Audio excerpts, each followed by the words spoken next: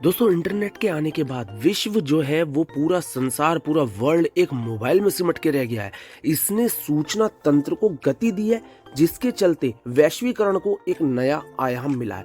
Internet की वजह से आज वैश्विक अर्थव्यवस्था 86 ट्रिलियन डॉलर के ऊपर पहुंच गई है। इसके आने के बाद कई स्टार्टअप्स को आगे बढ़ने का मौका मिला है।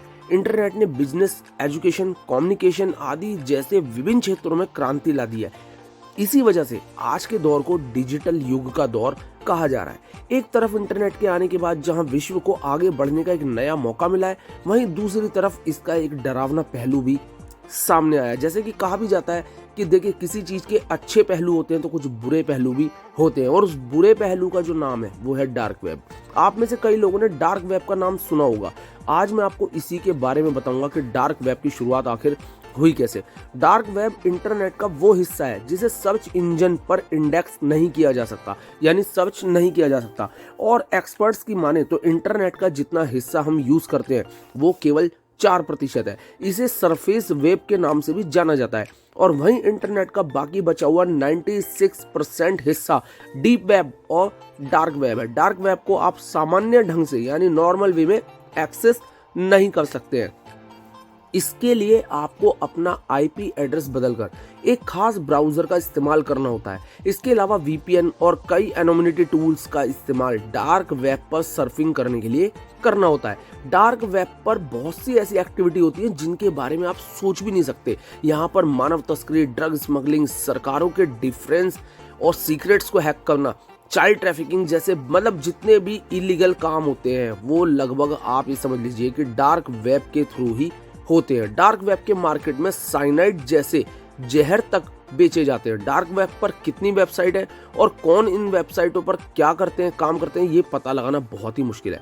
डार्क वेब पर मौजूद डीलर्स किसको क्या बेचते हैं और कैसे बेचते हैं, इसके बारे में भी जानना बहुत ही मुश्किल काम है। यहाँ पर भुगतान के लिए यानी कि पेमेंट के लिए क्रिप्टो करेंसी, जो कि आजकल बहुत ही ज्यादा चर्चा में है, उसका यूज किया जाता है, जो कि ब्लॉकचेन सिक्योरिटी पर काम करती है। इस वजह से भुगतान कौन कर रहा है और किसे कर रहा है, इस बारे में जाना ही नहीं जा सकता। डार्क वेब पर मौजूद वेबसाइटों के डोमेन नेम काफी सिक्योर और एनक्रिप्टेड होते हैं। इसके एक्सटेंशन के पीछे .com या .in नहीं बल्कि ओनियन लगा होता है। जी हाँ दोस्तों, तो डार्क वेब आपने जैसे अभी तक जाना। अब बात करते हैं कि ये शुरू कैसे हुआ। दरअसल इसकी शुरुआत 90 के दशक में अमेरिका में की।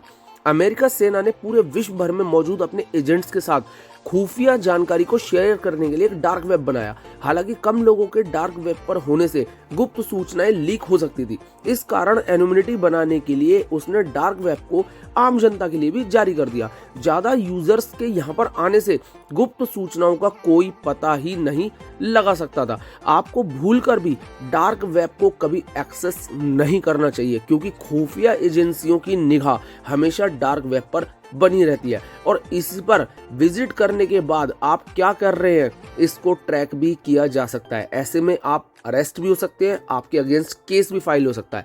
डार्क वेब को एक्सेस करने पर आपके डिवाइस पर एक मालवेयर अटैक करता है। इसके अलावा कई तरह के वायरस भी उसके अंदर आ सकते हैं, क्योंकि most of the fraud person और जितनी भी इंटरनेट की ठगी है वहाँ ये लोग एक्टिव रहते हैं। तो दोस्तों, ये था डार्क वेब।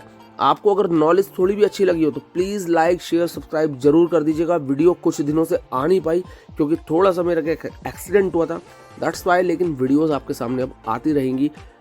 लाइक कर दीजिएगा, शेयर कर दीजिएगा। Thank you so much.